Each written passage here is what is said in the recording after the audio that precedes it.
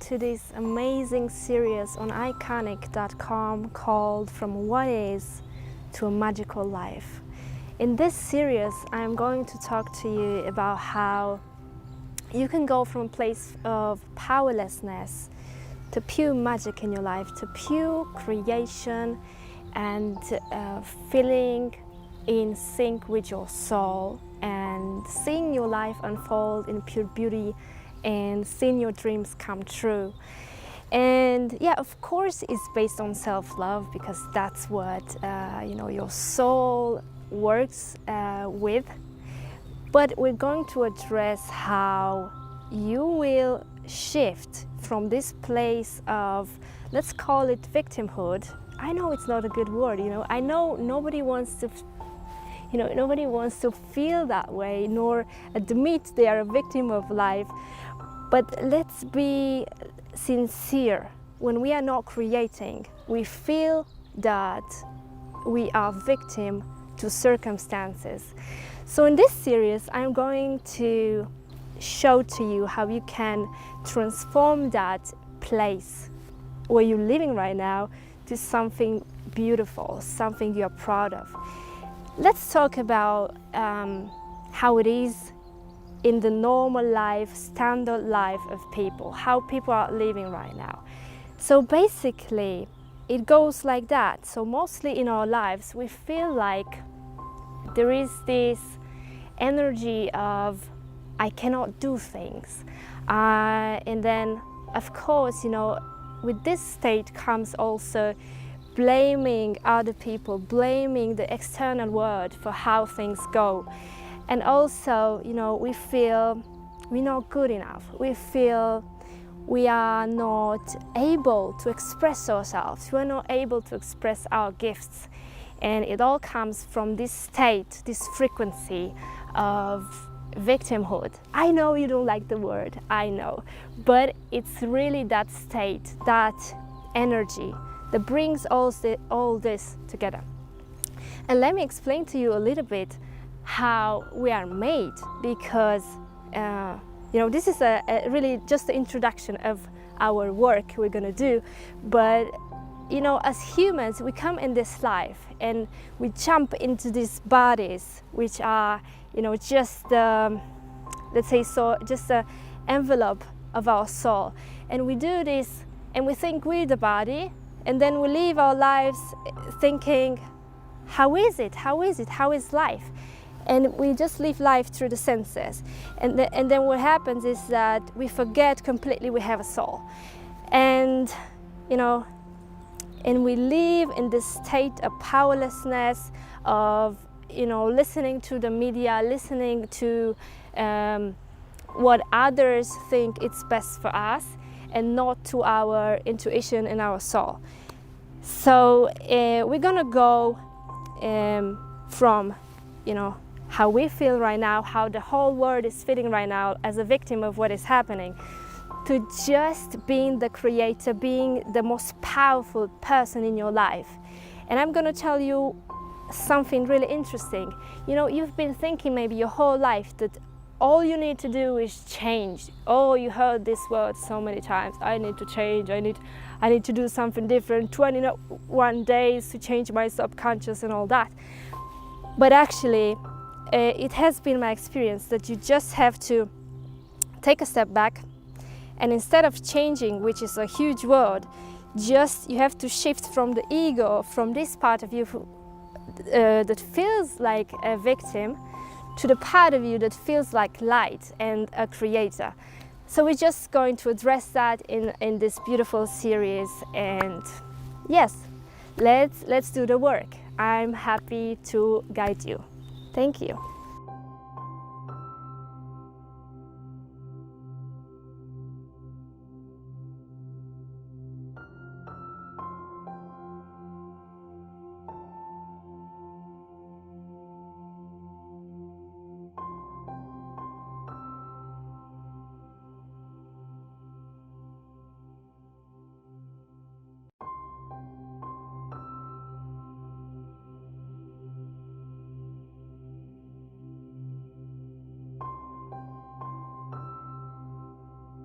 Welcome to the first part of this work and of this series, where we will address how a screwed up individual, which is me, has gone from feeling the most unimportant person in her life, in her reality, to becoming the true, authentic creator in her life.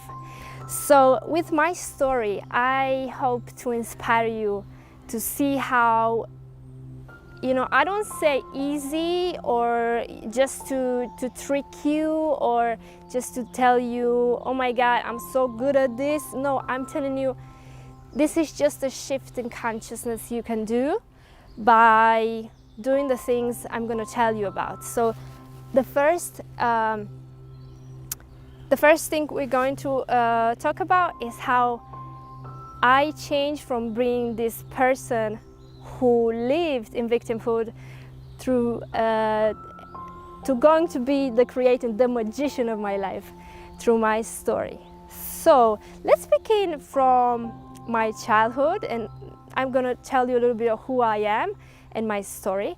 So basically, I was born in a let's say a poor family in Romania, and I say poor, not from a state of, because seen with the eyes of now, I realized that poor, it was just a state of mind of my family, but it actually materialized in our life because they thought they didn't have enough, so we all thought there isn't enough. So that really influenced me from a point of view of creating and not seeing what I could do. Just that limitation of not having, not being able to do, really influenced how I also saw me in my life as, can I do that? Can I have that? No. So that mentality really influenced me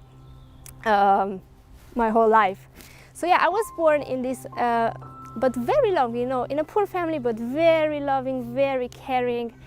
And nevertheless, as I jumped in this body, lots of limitations were there, where, my parents passed down on me somehow. And I'm not here to blame them. Actually, I love them unconditionally.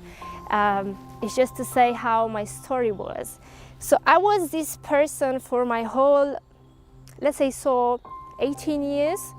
I've developed this personality of not feeling good enough, not being able to have, to do things, not feeling confident, not feeling I was enough, not feeling really good in this world. I felt separate, and the reality is that I felt like a robot.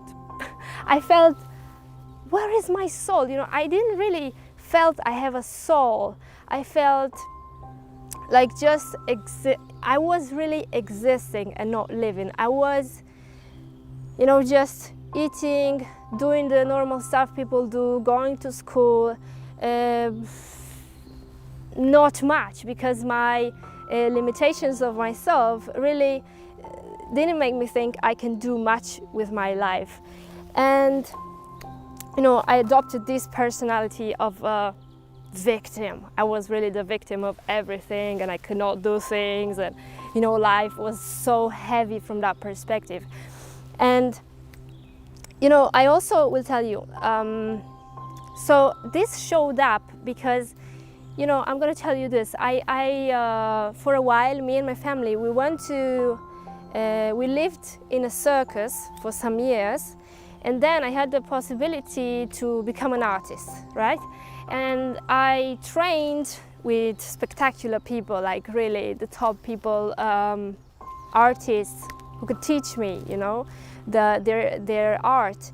And I realized it could be the best of the trainers in the world, but my mind was so focused of not being enough, not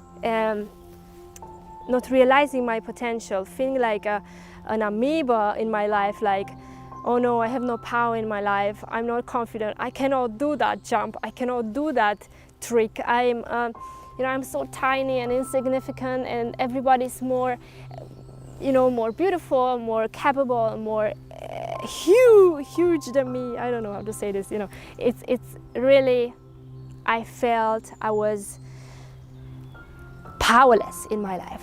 And that showed up in that circumstance of, feeling everybody was better than me in that situation.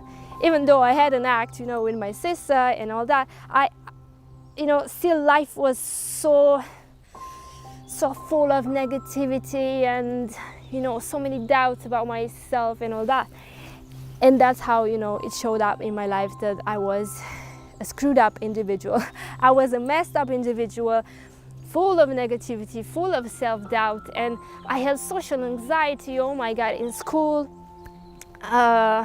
You can ask my colleagues now, like, that I could not stay in a group and talk. I would have run away, I don't know, I would have done anything but not that, as so much was my fear to express myself in a group, in front of people, with the professor. Whenever I was called, I was like, oh no, I don't want to go. I don't want to go. I'm so afraid. No, and that also showed up in my personal relationships. This fear, deep fear of expressing myself, of saying exactly what I mean, instead of pleasing people and courting everything with some some laughs and some I'm so beautiful, and of course, I had to compensate somehow my non-confidence with looking better, dressing better, and I just hid myself from myself to others, and that was a nightmare. That was a life that felt like I'm a nobody. I don't know what I'm doing on this earth. So I was lost, really. I didn't know what I loved. I didn't know what I was doing in this life. I was just surviving, pure surviving from fear. And that's what I want to talk about today, that life can be different when you have a different perception of it. So what happened next? I had this screwed up life, this life that felt like a nightmare, really. Oh yeah, and I was also quite obese, like almost 80 kilos, and I'm really small, this is a lot. And I ate to forget that I had non-confidence, and I ate to fill the void of the soul, I ate just to not think about who I am, of how I didn't like myself. So what happened? At 18, I met this spectacular guy who really loved himself, and it felt like that. Like from the first moment, I saw he didn't want anything from me. Like he wasn't ego-based. Like I want, I'm doing that for you, so you give me something else. For the first time in my life, I had a perspective of someone else seeing me as pure love, someone who deserves, to smile, to truly live this life. And he taught me how beautiful life can be when you laugh, when you do the craziest things. And I let myself go, and I somehow copied him and his family into that. And I realized I can be that cheerful too. I can be that relaxed and don't care about anything, I just realized how important that was. They were coming from a Latin, Latin America, and they, actually this guy is still my partner today, so it's quite beautiful after 11 years how things have evolved. But when I met his family, his mom, she was such a bubbling personality, and she was dancing, and she was so open, and her heart was so beautiful and she loved everybody. And in my family, when I went back to my family, I was like, no, I don't want to be here. Like, I tried to stay as much as I could with these people of high frequency instead of, you know, wanting to deal with my own negativity and all that. So I realized, oh, wow, when I'm with these people, with these Latino Americans, I feel different. Like, I'm not focused on the negative. While I'm with my family and all the problems, all the lack, all the not feeling enough, not expressing myself, I'm in another state. So somehow I had a glimpse of how it works, you know, but I didn't quite realize profoundly and consciously that until 2014 somewhere, when, you know, I moved to Germany. I moved alone, and then my family came, and I moved with my partner. And what happened is that I realized, no, I didn't realize. What happened is that I had this awakening coming to me, this massive information coming to me. And then I realized, you know, after studying some later, that this is only possible when you live for a certain time on the frequencies of love and higher. And this information comes to you when you activate the heart. And so that happened to us, to me and my partner. And then we activated, we were so activated basically all the time together. And then the whole information came to us, you know, what is reality? Who are we? What is ego? What is the soul? What is my purpose? And all that information came to us. So it was there that I realized, you know, I thought my whole life I need to change. Change is so difficult. But with that, I just saw that it's not about change.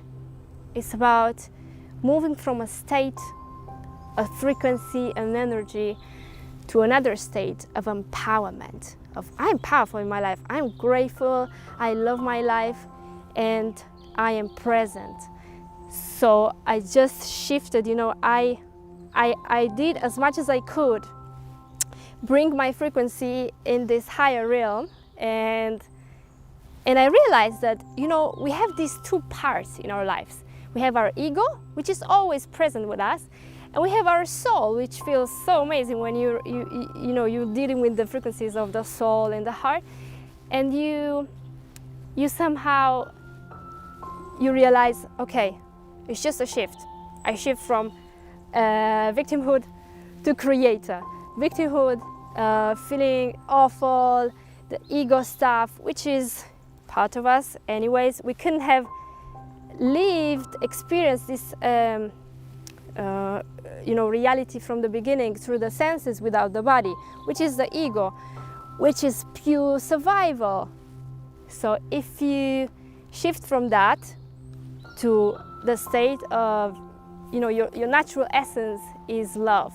If you shift to love, if you shift to joy, to gratitude, to peace, pure presence, it's just a matter of conscious decision every second and intention. And we just, you know, consciously doing that, you could be the most the most powerless person in the world, and in 2 minutes you can feel the most confident person in the world. How? You know, there are so many things to shift energy, like music and doing a walk and taking a walk and all these little things you can do. But you can actually very easily, with your mind, with your inner wisdom and inner power, just decide, you know what? There are so many frequencies to pick. I'm gonna pick peace right now. I'm gonna pick confidence. And just like that, in some seconds, you just shift to that. So yeah, that is the main thing, the main work you can do to go from any problem, any frequency, to a higher frequency. So right now, I would like to talk to you about how that really helped me to heal all my relationships. And we can go from, you know, this is huge work, guys, because if you're not doing this work, which is really taking care of yourself, loving yourself unconditionally, you letting life get you. Like, you live life based on determinism, based on what's out there, what's happening to me, instead of taking responsibility. And let me take you something about responsibility. You think you have a lot of responsibility. No, what you think is responsibility is just your powerlessness, thinking you cannot do anything about it. And so in the real meaning of responsibility, which is, you know, taking your power back, I say that applying this conscious way of doing things, you know, shifting from energy which is low to energy which is high, you can change any situation in your life. And that's basically the work I'm doing with the people I help. I take any problem they have, I dissection it, analyze it through consciousness. We see how much, you know, lower emotions there are there, lower frequencies, and so much unconsciousness. And then we see what we can do about it. So yeah, and it's really amazing, because when you do this work, when you realize how much you live in unconsciousness, in victimhood, you realize, wow, I have so much work to do. In fact, when I discovered that, you know, I invested so many days, so many hours of discovering myself and seeing where can I improve, where can I shift here. So that was also true for my relationship with my parents, because I was having this, you know, I was feeling as I was not their equal. I somehow was the child, was like watching like that, and I felt I needed to, you know, to do the orders, to do as they said. And I was under the influence of their beliefs, you know, of you are nobody in this world, which is, you know, a belief my mother just had and passed it to me. And then I took from my father, which is, I repeat, I'm not blaming them, I took from my father this whole way of being, of not being able to express myself nor my feelings. So for years, as I repeat, until I met this guy, until I woke up, I felt as whenever I want to say something, I could die, I cannot say it, I'm blocked, and instead I realized I had this chakra blocked, but I couldn't express myself, I couldn't be myself, because I was so afraid of what other people thought of me, I was so afraid of being judged, and I just, yeah, I lived in that state of powerlessness, of being myself. I could only be myself with my partner then, because he saw me for who I was.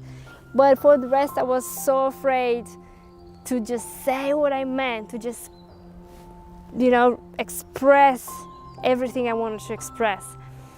So, yeah, with them, I was so afraid to talk to them, really. I was deeply, deeply afraid to talk to my parents. We had massive communication issues. And yeah, when I really had the intention to work on that, I communicated that to them, and we sat on the table in our house, and I began these rounds of communication and questions and answers, which they were blown away by, because they were like, we have never done this before. In our families, in their families, you know, as children, they never had that situation where they could express themselves. They were always afraid of being themselves. And I took a conscious action of, okay, I don't want this for my family. I want us to communicate from the heart. I want us to be sincere and not be afraid of the reaction of the other.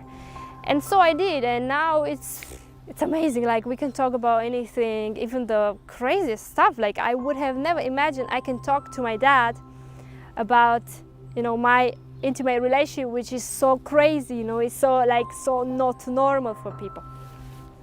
So yeah, they basically they see now that I'm like that, and they so much more peaceful about it, and they feel also they can talk like that to me, and also to other people. I would say they are much more open about, you know, with other people.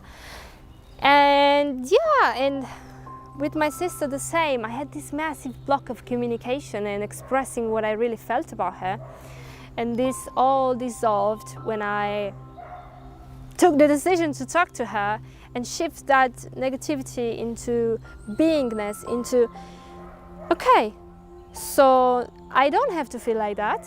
I just have to express myself and shift that energy into love, into another thing, you know. It's just the conscious act of seeing the imbalance, seeing what's not good for you, is enough to shift it. You don't need a lot of time, years. You need these seconds of being conscious about it and then choosing something else. And yeah, and then the relationship that I began to create with the whole world, because as I felt inside, the people, the world reflected back to me in a form of either words, phrases, or communications. So before, you know, I felt judged by people. I felt like they were pointing me for things I've done, and when I brought the power back to me and felt, no, I'm good enough, all is well, I'm a magical being, I can create everything I want. Whenever I was in that state, and by the way, you know, you can go back to ego state and people to judge you. Like, even today, I can feel powerless, and they can come with powerlessness to me, you know. It's just law of attraction. Yeah, it's quite funny. It's quite funny how we are either in one state of powerlessness or the state of being empowered. And it's just a matter of choosing. And of course, you know, your neural pathways, if you train them enough to be in being the creator, being conscious, they will tend to go to that instead of, you know, negativity and ego and victimhood. So yeah, the great thing is that once I opened myself up, I realized my social anxiety was gone, because I was not afraid of talking to others nor being judged by others, because I didn't need approval. I didn't need someone to tell me I was good enough, someone to fill a void or tell me how beautiful I was or how good I was. I didn't care, because me was everything I needed and everything I ever wanted. Like, there was nothing external to me that had to make me happy, to feel good. So that really brought the power back to me. And yeah, so I could express myself better. And of course this really helped in what I do, because how could I communicate to the world if I'm afraid of what people think? And this is a huge, massive, oh my God, it's such a problem in this world. People, I don't know if 99 or 90, I don't know. Really, a lot of people are so afraid of what other people think, and they will not live their life accordingly to their soul. And that's what we are going to talk about in the next episode. We're going to talk about how you can live from the heart and do what you love, and hence, you know, attract all the abundance you deserve in your life. So see you in the next part of this series, where we're going to talk about your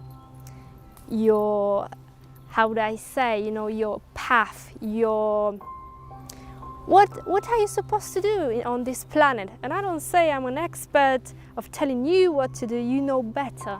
And that's why I think this self-work is so important, because it's not someone else who has power over you, or a coach, or a teacher, or a guru. It's just the work you do in your life, the work you do on yourself, that will bring you to know yourself better. And that's why I say I'm not here to tell you I know better. You already know. You just have to rediscover it when you are on the higher frequencies.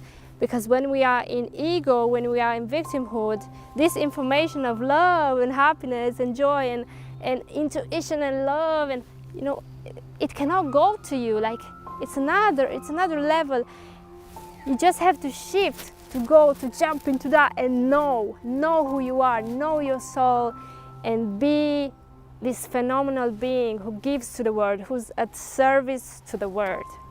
So I can't wait to meet you in the next part, and yeah, see you in the next video.